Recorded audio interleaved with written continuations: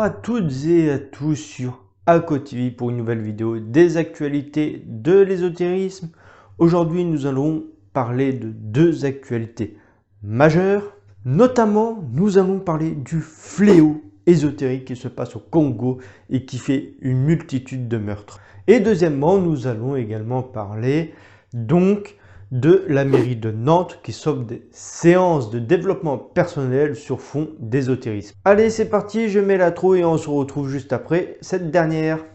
Première actualité donc de cette vidéo, nous allons parler du Congo. Le Congo qui actuellement est gangréné par une série de meurtres. L'article met en lumière ce véritable fléau qui disloque le Congo, qui tue des familles. Je vais donc afficher l'article et on va regarder ça ensemble et on va en parler justement. Du coup, sur cet article, on peut voir en titre « La sorcellerie au Congo, une gangrène sociale ». Le premier paragraphe donne le ton. Les meurtres liés à la sorcellerie dans notre pays sont de plus en plus fréquents, au point de mettre en péril notre vie en société. Ces drames gangrènent et détruisent peu à peu notre tissu social, plus que toute autre chose. Du coup, comme je le dis, le ton est vraiment donné avec ce premier paragraphe. Dans l'article, alors, il nous fait part également que la croyance touche toutes les personnes, mais surtout la jeunesse. Il nous informe des raisons pour lesquelles les victimes tueraient les personnes. Eh bien, c'est parce que les échecs à répétition, les maladies, les accidents, le manque d'argent, etc. seraient, selon eux, l'œuvre malveillante d'un parent ou d'un voisin jaloux, d'un collaborateur ambitieux ayant la capacité de nuire, évidemment avec de la sorcellerie. Bref, l'auteur de cet article nous dit également que les pouvoirs publics devraient mettre en place une réglementation forte pour tenter de dissuader les illuminés qui se sont octroyés le droit de tuer. Sur le coup, je suis plutôt d'accord avec lui. Cela pourrait arranger d'une certaine manière, ou du moins stopper un peu plus les meurtres qui a lieu à cause de ça. Bien qu'en fait, il ne soit pas évident puisqu'il s'agit d'une croyance ancrée, je pense que c'est vraiment très dur de changer ce genre de mentalité. Mais bon, c'est pas impossible et j'espère qu'ils feront... qui réussiront du moins à limiter la casse. Du coup, voilà pour l'actualité qui concerne le Congo. Nous allons donc passer à la deuxième actualité, la mairie de Nantes. Je vais procéder donc de la même manière que la première actualité. Je vais afficher l'article et nous allons en parler ensemble. Après, si on s'intéresse un peu plus à l'article, on peut notamment voir que le thérapeute en question s'appelle Jean-Philippe.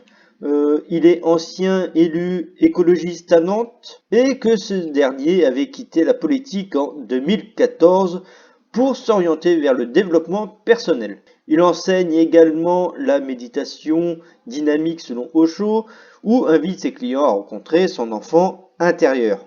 Toujours en regardant un peu plus précisément l'article, il est mentionné qu'en septembre 2018, il organise un séminaire de rentrée pour les 17 membres du cabinet de Johanna Roland, facturé 750 €. Celui-ci avait pris la forme d'un singulier jeu du roi et de la reine, qui est en fait un jeu de rôle New Age, censé permettre de mieux explorer la personne que vous êtes dans toutes les dimensions physiques, psychologiques et sensorielles.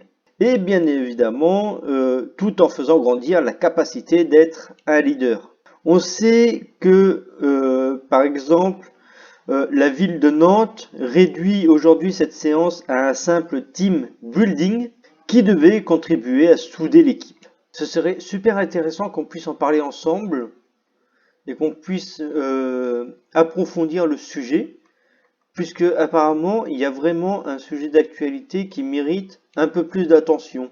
Et donc si vous voulez en parler, n'hésitez pas, le lien Discord ou les commentaires tout simplement peuvent être une passerelle pour en parler ensemble. Voilà tout pour cette deuxième actualité, mais j'aimerais vous parler de quelque chose avant de vous quitter. Je veux vous parler des actualités ésotériques de manière générale. Voyez-vous, les médias sont préoccupés par un sujet ésotérique qui fait le buzz en ce moment. Je veux évidemment parler du cas de Carla Moreau qui a été ensorcelée, etc.